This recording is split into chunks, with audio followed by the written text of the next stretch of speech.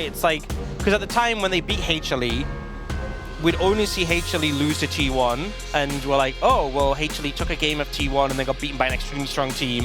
And then Nongshim beat them, and we're like, oh, big glow from Nongshim. But then HLE have kind of struggled since then, and we're kind of wondering, we're still scoping out teams' levels, and I think that's just what we're kind of figuring out, right? Nongshim did have a great series against HLE, but we're still trying to judge where are HLE in terms of the LCK Cup rankings, and how meaningful is that win over HLE. And this series is, again, just going to inform us more and more. So yeah. I think based on our expectations, this should be Nongshim pretty heavily favored. But, you know, if DRX come out swinging here, maybe this could just give us more information, more insights, and also reestablish the pecking order a little bit. Yeah, it's a good point. I think that actually both Nongshim and HLE in my mind are a couple of the teams where I'm the most confused about exactly what their power level is. Like right now, because they went head-to-head and HLE were the big favorites there, but Nongshim took them down. But yeah, I mean, we need to see more out of both of the teams to really figure it out. Same for DRX, you know, they had some high highs, looking for more of that. We see Azir and Orianna banned here, and actually a Corki ban to come out here pretty early in game 1. Yeah, very interesting. Jace still open and available is the one that really stands out to me. Not going to be banned. So, open and available to be picked up for Nongshim. Not going to be prioritized. They're looking at the Yunara instead. And this is interesting because this is Yunara being picked game 1. We often see Yunara picked game 2, and a lot of the engage tools have been taken away. Will DRX just snap up the Jace? We're going to look to take the Ryze first and foremost. Why not both? Ryze Jace. Ryze Jace, pretty powerful, especially when pressuring mid lane, because obviously Ryze has a point-and-click route, guaranteed Shock Blast, guaranteed full combo follow-up. If you play something mid lane that's a mobile, and obviously you can't play Azir, you can blow it up. But actually, looking like they're not going to go for the Jace because they want that point-and-click CC to punish the Yunara.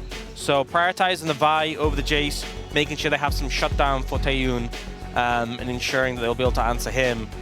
And that means that Sponge will get his hand on the Jace in return, but this is two squishy picks, two high-priority targets that DRX are definitely going to be looking to get their hands on and to shut down when it comes to those 5v5s.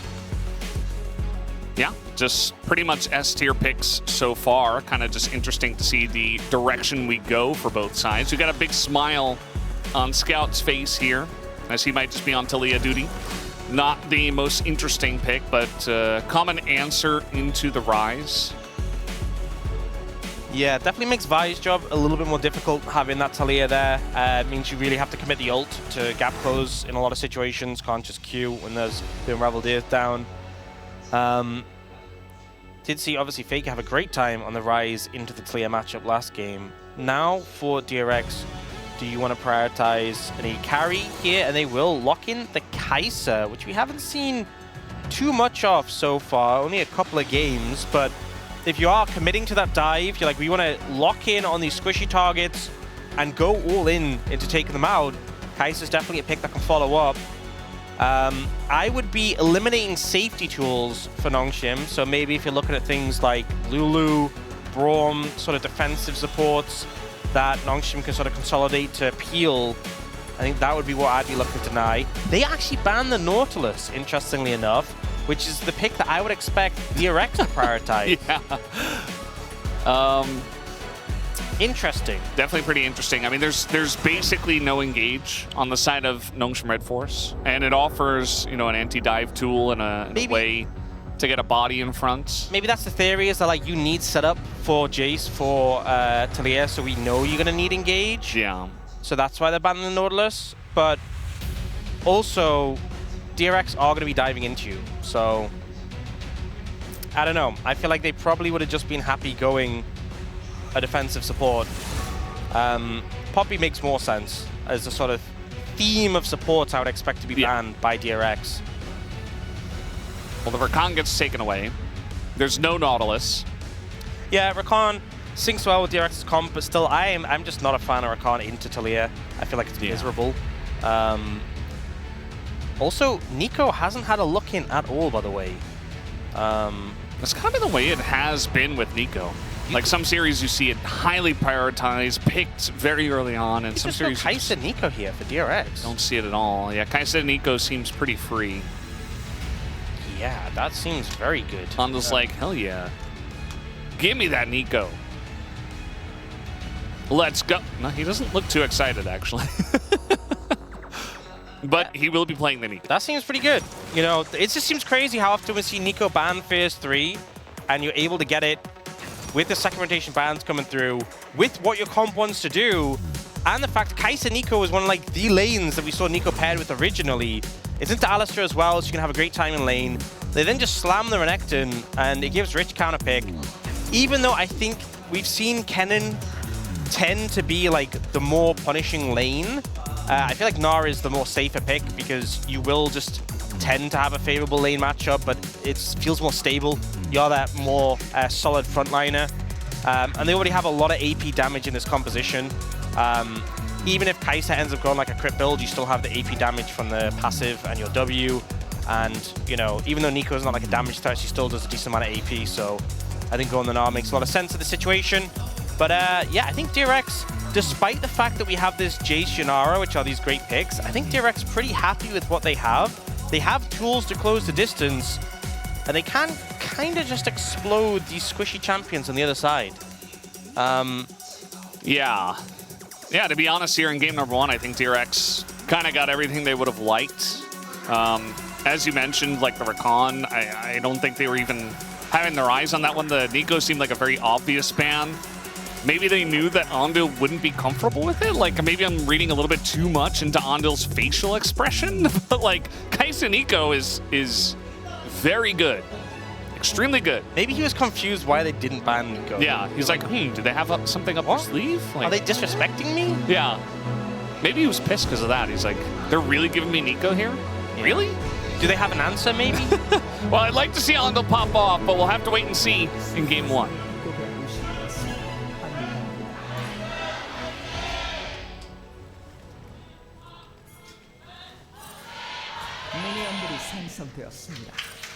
Alrighty, game number 1 here, match 16. You can't dodge it, dodge it, dodge it. Okay, Sponge didn't throw it. Don't want to give him free gold.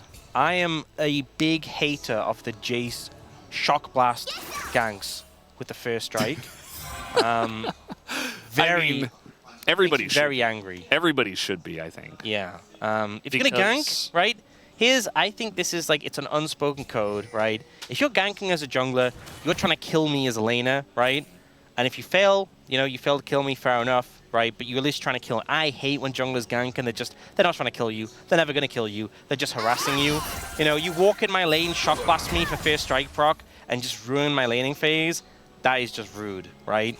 It is not, you know, it just bothers me. It irks me. So I think specifically when it's so non-committal, insane amount of range, extremely accurate as well because it has a really nice AoE. And so you can just be farming the jungle, like you finish your Raptors and you're like, hey, I'm just going to show up mid and pick up some gold.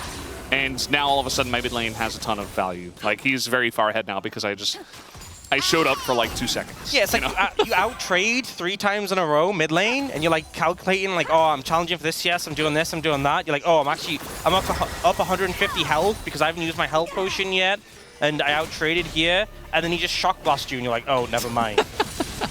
Everything immediately changes. Yeah, it's so annoying. It's not very interactive, you know? We like our ganks to mean something, to have a little bit of risk. Yep. Right? We do see bot lane getting heavily zoned out, and this is a super early recall from Jiwoo for a Cull. Already had enough gold for it, so yeah, just snaps that early buy up, investing in it. Obviously, having the Alistar into Nico, you're never really having lane prio, especially not early on. This is kind of, you know, we talked about this a little bit the last series, but having the Nico, the ideal lanes are when you're into a melee support. And, you know, we talked about how, like, things like the Lulu would feel really nice into the comp DRX has. And would be able to trade better into the Nico, but they felt like they needed the engage, the setup, which makes sense for the Jace, for the Taliyah. but especially into Nico. Nico loves playing into melee engages because you can just harass for free. And she's only really held accountable by range champions, stuff like Karma, stuff like Lulu, who can actually trade back in return. Which is why she's really dominated back last year when we were only seeing engaged champions in the support role. And she could engage, but also harass. That really obnoxious combo. Didn't feel very fair for the Alistairs of the world. Yeah. Although the Alistair was picked into this. Yeah. Obviously for more than just the lane. And it's going to be a good amount fun. of picking the Alistair for at a lane.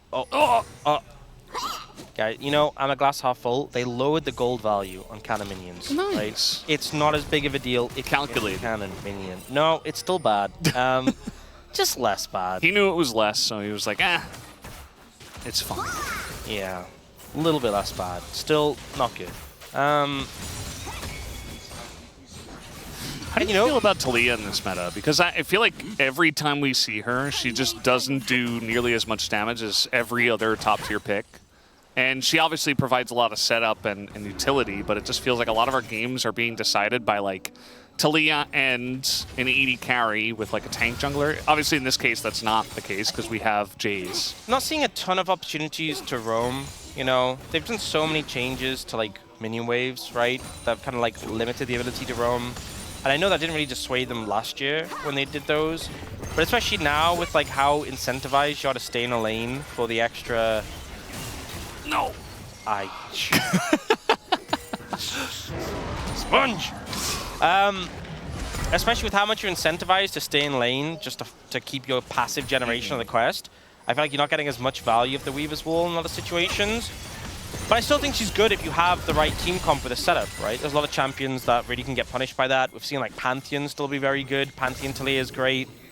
And look at this. And into a comp like this with a lot of shorter range picks, I think she has good value.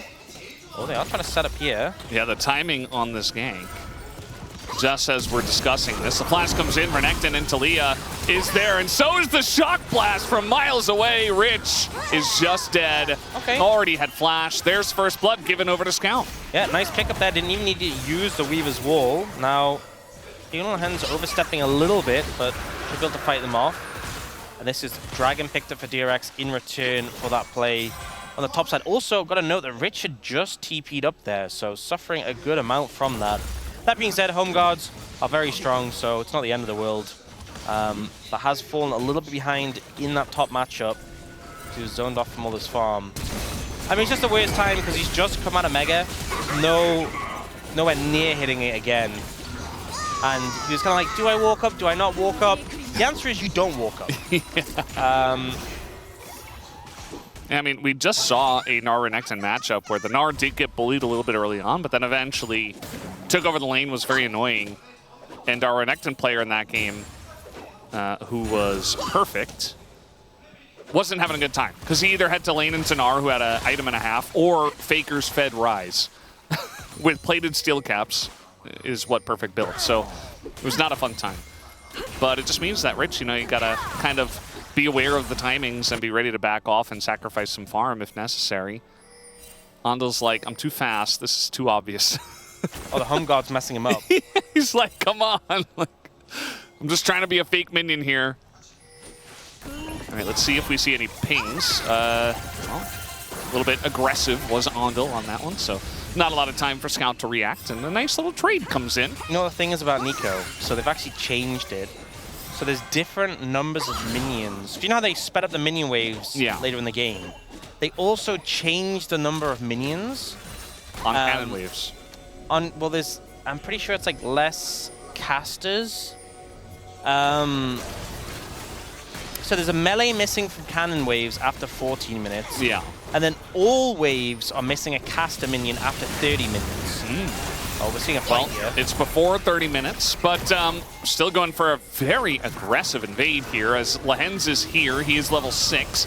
But we do have Andal in a really rough spot. He is going to flash and get that Nimbus Cloak and trying to walk it off, and that he will. They're out, which is, it's actually great that they got out of that. Because that means I can continue my Nico point. Yeah, continue. Please. So yeah, after 14 minutes, cannon minions missing a melee. and after 30 minutes, every wave's missing a caster, which means, because people are used to like the same number of minions in a wave. We're going so aggro here again with the Dominus. I think Rich is just fine. Yeah, he's fine. So I can continue my point, is what you're trying to say. No, you can't. No. You has to ult away, but Taeyoon's just running him down. The barrier is there, and the flash comes out finally, but it's too late because the damage has been done, and Taeyoon just straight up solo kills him. Snipes him at the end with that, finds a great angle, and Taeyoon just hunting him down. And this is a big win, getting your Yunara fed early. I mean, all the point I wanted to say is that, you know, people are used to the amount of minions in the wave, and it's gonna catch you off guard now. Yeah. No. Not if you're really far behind at 30 minutes. What do you mean? Well, like Andal tries to pretend to be a caster minion after 30 minutes, right? When they're removed. Yeah. But they've already lost the game. Oh, right. No. Yeah. I mean, if they've already lost the game at 30 minutes. Well, here's the setup from DRX. This is what we wanted to see, and King and will get punished. Okay, they find a play. Yeah, I feel like, you know, you try and make a, it's like when you try and make a joke and you explain it, it's just not, you try and make a point and then it gets interrupted 3 times, and you're like, it was just So what was your point anyway? It was supposed to be like a little point just about little minion Nico changes, and then stuff happened, and I'm like, yeah, what even was the point of me saying this? Yeah, just disrespecting the ult power from the Yunara. It's a huge power spike. I feel like kind of akin to Zeri, where you really have to respect it. And Taeyoon just finds that angle all in. Even had the barrier still available. Obviously didn't need it. There wasn't a turnaround damage, but... Also, I think the fact that Taeyoon flashed first shouldn't happen. Like, Ju should know he's lost the trade. He will die if he gets flashed on, even if he flashes after. So he's like gotta flash early. Yeah. To say like, okay, I need to take less damage, I'm gonna flash early. Also, the fact he walked on the inside line of the turret, like, we all knew the W was coming. When he walked between the turret and the wall, we all knew he was just waiting for the W cooldown, and then when it came, I was like, okay, you're dead. It's like a bowling alley. Like, he stood right where the pins are supposed to go. He's like, all right, here comes the bowling ball. It's like a bowling alley, except instead of a bowling ball, you have a laser the width of the bowling alley, which I'm pretty sure isn't legal. If you try and do that at a bowling alley, you will be kicked out. That really does. And probably arrested, if I'm being honest. Although, I think they'd struggle to arrest you if you had a laser, so, you know. Well, maybe they have their own lasers. Oh. Yeah. Well, we're trying to make a play here with Ghost Alistair. In comes Lehens, forces the flash. He is Alistair, so he's just going to press R and get out. Meanwhile, another 1v1, and this time Ju doesn't have flash. He's just dead. There's no getting out of that. And he just put himself in that position. He's just dead again. And now Scout is here. He's going to get the knockback all by himself. And Yukal, no flash. He used it earlier against Ghost Alistair. That's 2 kills for Nongshim. And Andal barely gets away. Nongshim are running this map. This should, you know, it... Okay, Scout. He's here to send a message. 1 HP! Oh, so close to finding Andal there. But yeah, that really shouldn't have happened. Jiwoo going down the first time. The second time, a little unforgivable at this point. And Taeyoon going to be extremely strong already in this game. And now Willa is trying to threaten. Not with lands there. Yeah. No smite, no problem for Sponge. And it's 3,000 gold plus at 11.5 minutes. Although today gold leads are fake, so we don't even have to consider that. So here, Lehens trades his engage for Yukal's flash, and then Taeyoon just walks at him again. Well, he was hiding on bush, so. The wall does, funnily enough, knock Taeyoon's laser from hitting Andal.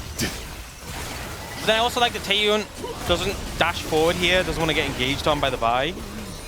But Yukal doesn't have flash, obviously just being it a second ago, so he goes down. This was unfortunate. Scout trying to catch Andal, doesn't quite have the damage. The clone blocks a little bit, but you now have this 2-0-1 Yunara with a 1,700 gold lead. And I'm a little concerned because, you know, I talked about the fact that you have these squishy carries that you want to try and kill. Well, now they're fed, so... Yeah. And also, it's a multi-threat composition for Nongshim, so you're going to have to commit a lot of resources to take out these threats, and then you still have other threats to deal with, and your Kai'Sa is falling behind very quickly. I thought you were going to say falling apart. I think too. both are true at this point. Because Taeun has declared the bottom lane his. Yeah, in this game. Don't want to see Jiwoo just walking up to Taeun again and dying. So in that last one, I think he didn't have vision in the brush, but he walked into the river to put down a ward and found Taeun. And Yeah. he was like, oh, I'm dead. So there's this neat feature with Kai'Sa. You can actually ult to join fights. So you don't need to walk into the river and face check. Yeah, it's pretty neat. So you could do that instead. Well, they're trying to steal the red buff. Not going to be successful yet, but Andal going to get a 3-man knockout. The follow-up is there as well. The Fine goes in. The damage not quite layered, and Taeun survives basically forever. And finally, Jiwoo going to press that R button and does get the shutdown just to immediately die. As now the wall is coming down, Sponge and Scout do one more. Then double engage comes in from the hands, gets both of them, knocks him down with the stun. And Noshim are just rolling them here. The top laners still top laning, but a huge team fight win to Noshim. And that one just feels so rough because it was actually a really good engage, but I think there's two issues with it. One, you're far behind. And two, why didn't you TP your top laner in if you're the one setting up this play? Yeah. You know, you're not actually has Mega as well. If you're coming this play, couldn't you set it up so he joins? But ultimately, even with the big engage, Jiwoo has to ult in just to trade 1-for-1 with the super low health Yunara. And you've already lost your Vi, so it's just cleanup on the other side. Yeah, this is the issue. You kill Yunara, you're like, cool, we engaged, we found the AD carry, you were super fed. Okay, but everyone died. It's not worth. And now Nongshim have a massive gold lead. And Rich is kind of just top lane. Yeah. Having a time. Top laners are top laning, and they're not part of this game, really, outside of that one kill they got onto Rich.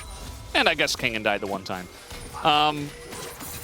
But yeah, they used so much to get Taeun. And then Scout's there, relatively in a good spot himself, has his wall still in full health, full mana, basically, and just chases them down with an Alistair in tow. Didn't feel very fair with Nongshim this far ahead. So now 4,500 gold. And Nongshim, oh no, not again, okay. And then the thing is, we haven't seen too many fast clearing junglers in the LCK. It's been a lot of like the same meta we've had for a while. But I feel like with the jungle quest changes that we've had, if you get a lead and you start farming quickly, you can just power farm and get so far ahead. You know, you get the extra golden experience after your quest is completed. You see this lead that Sponge has, and he's so far ahead in gold. He now has the biggest lead in the game. And this Jace is just going to really snowball super hard. I think Jace is like the only farming jungler that we're really seeing. Obviously, he's been banned a ton, so we're not really actually seeing him played that much. But, you know, there is some play of stuff like Ambessa, who does farm pretty fast, but it's mostly just the Jace. And in solo queue, it's a lot more of these fast-clearing junglers that are seeing play. So, pretty much every game. A bit of a divergence between what we're seeing in the LCK and what we're seeing in solo queue. But Jace definitely one of the picks that has bled through. And Wicked to great effect right now. 2-level lead over Willow. Well, I guess it's like 1 and a bit because Willow's nearly level 11. But this Jace is starting to do a ton of damage.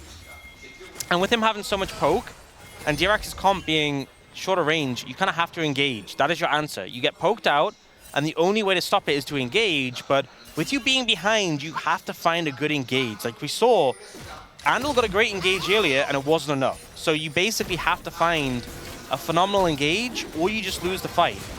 And like they're starting the dragon now, but Rich's Mega just timed out. So Mega just timed out. The Rift Herald is dropped in mid. That's a huge shock blast. And there's a wall coming. So Yukal junked out. It comes down to just an easy smite for Sponge, as Willer was not there. Now he's going to be going in. We got the flank coming in from Andil. They do take out Sponge, but what about the rest of them? Taeun just dying on the left side by himself, kind of out of reach of the rest of this team. And now Scout and Kingen trying to put 2 and 2 together and do enough damage in a 3v5, which is honestly kind of close. Willer here on the right side. It looks like he might be isolated, and maybe a little bit of food here for the side of Noshim to pick up, but no, just the dragon for them. Yeah, honestly, all things considered, they didn't get the dragon, but the fight itself was pretty good. It was a good engage from Willer, getting back over the wall, getting onto Sponge, and this is kind of finally seeing what DRX composition wants to do. You'll see that Willer gets forced out, flashes away, But look at the angles that end up coming through. Andal getting this long flank here. They get on a Sponge, and Taeyun actually manages to dash out from the Pop Blossom, but Sponge just dies outright. Taeyun gets focused down, but they don't have any more gas in the tank to really deal with either Scout or this very tanky Renekton. So with the gold discrepancy, they can't finish this, especially when Kane gets that massive cold leak, which just does so much work. But ultimately, it's still a pretty good fight from DRX. I think the only sad thing is that they didn't get that dragon, but that's the theory of the composition. They just have to do that a few more times. Yeah. I mean, Flash held by Andal, I suppose. Now Sponge a little bit in a wonky spot, not even going to... He's just sprinting through the jungle. They can't catch him. If the boomerang hit, maybe. Yeah. Also got to remember that the jungle quest now does give extra movement speed, so... Ow. Yeah. And it helps you do stuff like that, too. I mean, I think that's just him. Yeah, no, I'm saying, like, he can farm faster now, so he can get his items faster, so it helps him do stuff like that. A couple of turrets are going to go down here for Nongshim. They just take DRX's turrets just like that. And now we got a deep TP coming in here from this is a Mega Gnar. He's pretty far away from the rest of his team, but he's got a Kaisa. They're trying to burst down Sponge, and they will be able to do it. And again, Taeyun is left by himself, and he has to flash the boomerang. Meanwhile, Scout's just in the top lane pushing. See, they get the flash from Taeyun, which I think honestly is one of the bigger takeaways from this play.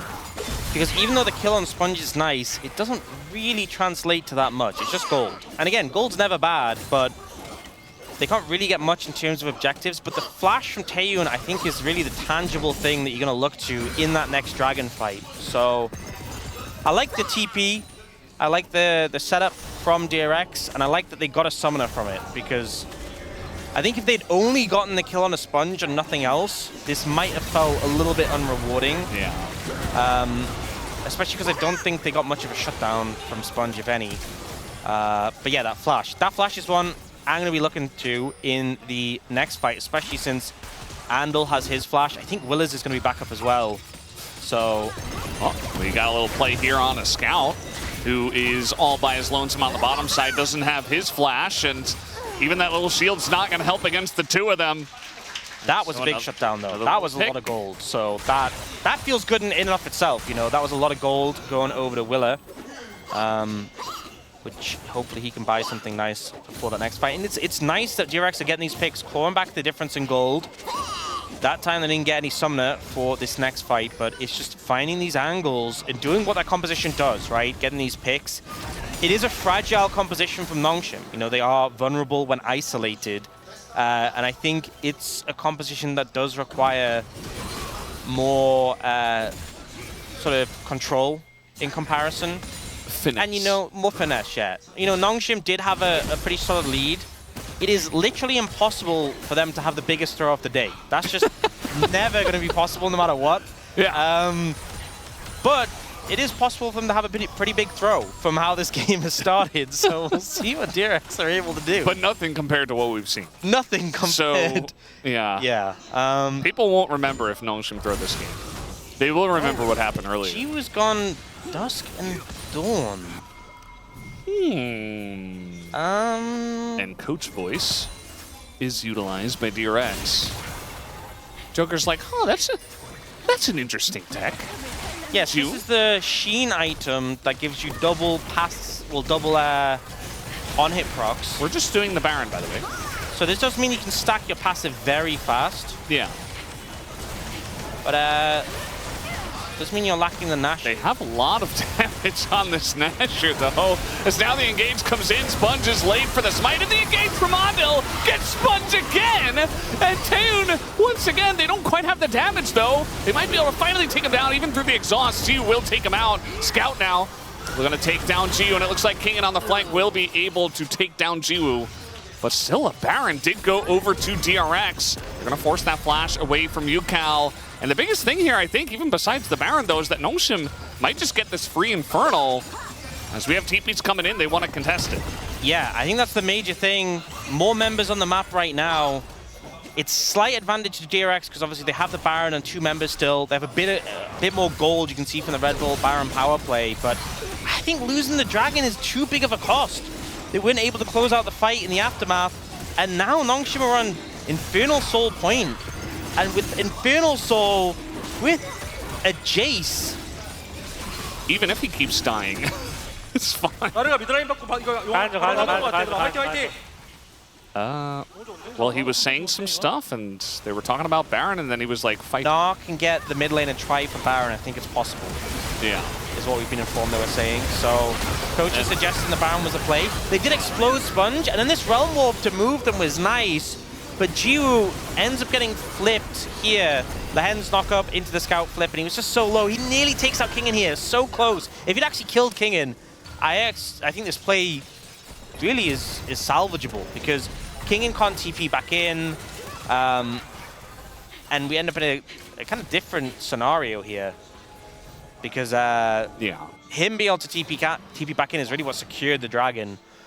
Now, yeah, DRX got a sizable amount of gold on the back of the Baron, but can they translate it into more in terms of structures? Because that looming threat of the Soul is very relevant, and gold is nice, but Souls do feel very threatening, especially an Infernal Soul in a game like this. So